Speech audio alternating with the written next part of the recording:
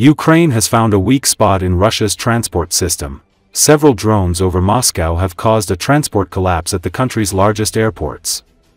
Thousands of passengers remain stranded, hundreds of flights have been cancelled, and aviation, one of Russia's key transport bridges, has been paralyzed, Russian media report. But the worst thing for the Russian Federation is that the aviation collapse in Moscow continues. Since May 6, Moscow airports have delayed and cancelled more than 350 flights, affecting over 60,000 passengers. The reason was the restriction of airspace due to the threat of drones. In recent hours, Ukraine has not launched drones, but the chaos remains. Moscow is Russia's largest aviation hub. Given the vast distances within the country, aviation plays a key role in transport links. But just a few Ukrainian drones in the skies above the capital were powerful enough to paralyze traffic at its largest airports.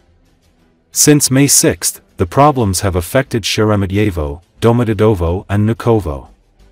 As of the morning of May 8, 103 departure and arrival flights were delayed. In total, the changes affected more than 350 flights and about 60,000 passengers. Some people have not been able to fly for the second day. Every hour of downtime at Moscow airports costs the Russian economy billions in losses. The disruption of logistics chains, flight cancellations, and blocking of passenger traffic have a negative impact on the tourism sector, international trade and domestic traffic, exacerbating the economic crisis. Amid the collapse, the largest Turkish air carriers Turkish Airlines and Pegasus Airlines cancelled all flights from Moscow and St. Petersburg. The Association of Tour Operators of Russia calculated that these cancellations will affect more than 15,000 passengers who were planning to fly abroad. For 2 days, people are forced to sit at the gate, sleep on the floor, and eat at exorbitant prices, not knowing when they will be able to fly out. The same flight can be rescheduled 3 or 4 times, and then cancelled altogether. There is no information about departures, airline representatives do not show up, there is only one employee at the counters, and the queues are reminiscent of Soviet times, when people stood for hours to buy scarce goods. Passengers complain about the appalling sanitary conditions, overflowing toilets, stench, dirt underfoot, broken doors. Bottles of water are astronomically priced, as if we were talking about an abandoned warehouse rather than an international air hub.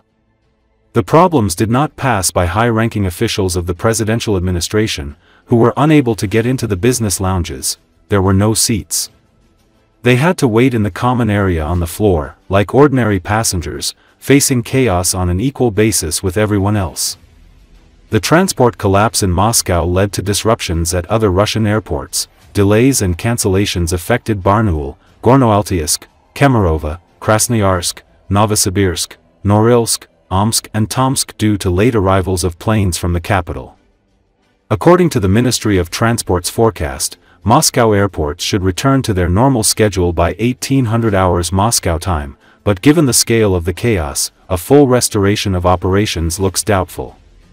Moscow is the largest transport hub in Russia, providing air service between regions. Given the huge distances between cities, aviation is the only fast way to travel. The paralysis of air traffic in the capital actually freezes the entire transport system of the country. The situation has shown the vulnerability of air travel. A few drones and disorganized airports can cause a collapse that ruins the plans of tens of thousands of people. Ukraine will likely repeat this tactic over and over again.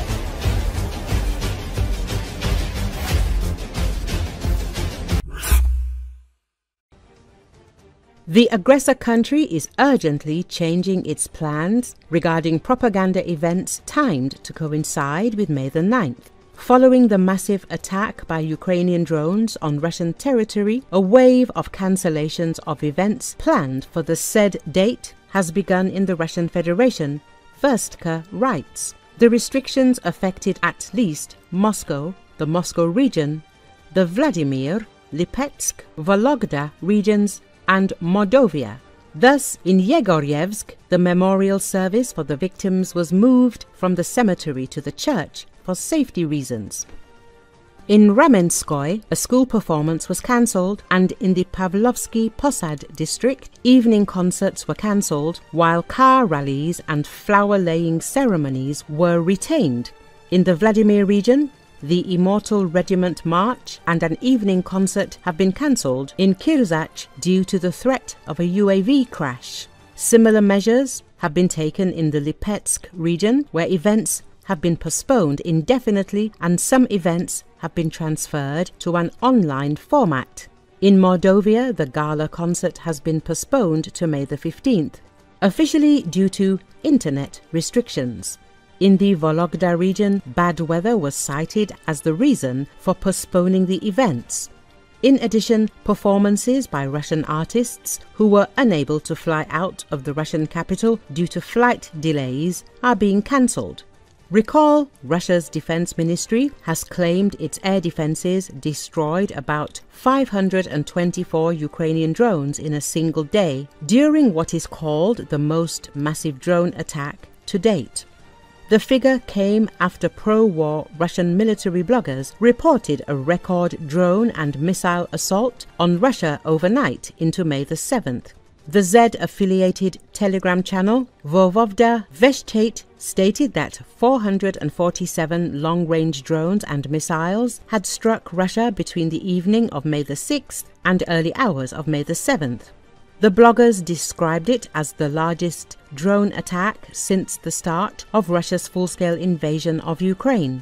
During the night, Russian Telegram channels tracked swarms of drones headed toward Moscow via Ryazan, Tula, and Oryol oblasts. Residents in the Moscow suburb of Yegoryevsk and Kolomna reported hearing the sound of UAVs and explosions. By morning, Russian airlines had begun mass cancellations and flight merges, citing disruptions caused by the drone attacks.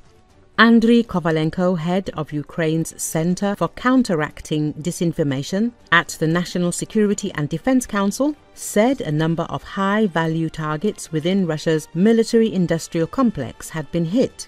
In Saransk, a fiber optic systems plant was struck. In Tula, the attack targeted the Instrument Design Bureau. Another target was the Splav enterprise, a key developer of multiple launch rocket systems for the Russian military.